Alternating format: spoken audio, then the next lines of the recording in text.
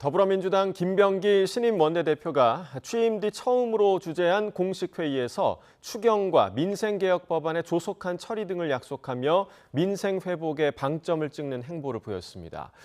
국민의힘은 오늘 오후 3파전 구도 속 새 원내대표를 선출하는데요. 국회 연결해서 들어보겠습니다. 임성재 기자. 네, 국회입니다. 네, 새 원내 지도부가 완성된 더불어민주당 연일 민생 회복을 강조하고 있네요. 네, 오늘 아침 현충원을 참배한 김병기 원내대표는 당대표 직무대행으로서 처음으로 최고위원회의를 주재했습니다. 이 자리에서 김 원내대표는 이재명 정부를 강력히 뒷받침하는 불침의 항공모함이 되겠다며 내란 종식과 민생 회복 그리고 통합을 위해 거침없이 전진하겠다고 말했습니다. 특히 추경과 민생 법안들을 신속, 정확하게 처리하겠다고 약속하는 한편 G7 정상회의 참석차 출국하는 이 대통령을 언급하며 관세 등 대외 위험을 최소화하는 데 만반의 준비를 다하겠다고 밝혔습니다. 우원식 국회의장을 예방한 자리에서도 민생을 회복하고 국가를 정상화하는 데 최선을 다하겠다고 거듭 강조했습니다. 연이은 민생 초점 발언에 자연스레 관심은 정부 여당의 2차 추경 편성의 규모와 시점으로 쏠리고 있습니다. 현재 추경과 관련해 여권에선 민생회복지원금, 차등 지급 등이 거론되고 있는데요. 이와 관련해 한민수 대변인은 당의 기본 입장은 보편 지급이라면서도 경제 상황과 재정 여건 등을 고려해 정부와 논의할 거라고 설명했습니다. 원내 관계자도 YTN과 통화에서 정부가 추경안을 제출한 뒤 공식적인 논의가 시작될 거라며 추경 시점은 늦으면 다음 달 중순까지 갈 수 있다고 내다봤습니다.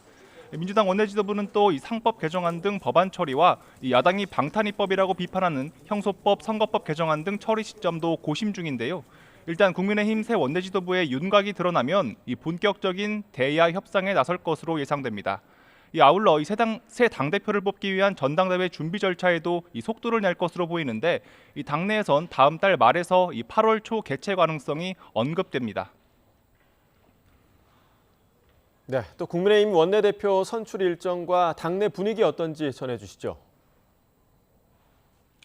네, 국민의힘은 오후 2시 새 원내대표 선출을 위한 의원총회를 엽니다. 이번 선거에선 대선 패배 이후 당내 세력 구도가 확인될 것으로 보이는데요.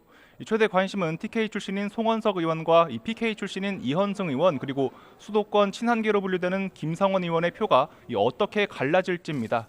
특히 영남권 의원들의 표 분산 가능성에 관심이 쏠리고 있습니다. 지난 원내대표 선거에선 영남권 의원을 포함한 주류를 대변한 권성동 원내대표가 범친한계로 분류되는 김태호 의원의 38표 차이로 승리를 거뒀는데요. 오늘 선거에선 지역상으로 TK와 PK 후보가 나오면서 이 결과를 예단할 수 없다는 전망이 적지 않습니다. 한 중진 의원은 YTN과 통화에서 그래도 우리 당 선거는 항상 TK 지역의 지지를 얻는 게 제일 유리했다고 설명했습니다. 친한계 의원은 김상원 의원이 30표 이상 득표를 예상하면서도 영남권에서 두 후보가 나온 게 어떤 영향을 미칠지 예의주시했습니다. 다른 초선 의원은 지난 주말에 이뤄진 이현승 의원의 출사표가 너무 늦었던 것 같다며 구친윤과 친한계 사이 구도에 큰 영향을 미치진 않을 거라고 예상했습니다. 3명 후보가 과반 득표를 하지 못하면 1, 2위 후보가 결선 투표를 치를 가능성도 제기됩니다. 본격적인 투표에 앞서 각 후보들은 합동 토론회를 통해 당 쇄신안에 대한 저마다의 정견을 발표합니다.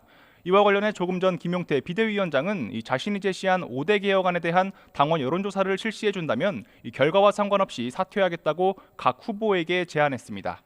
지금까지 국회에서 YTN 임성재입니다.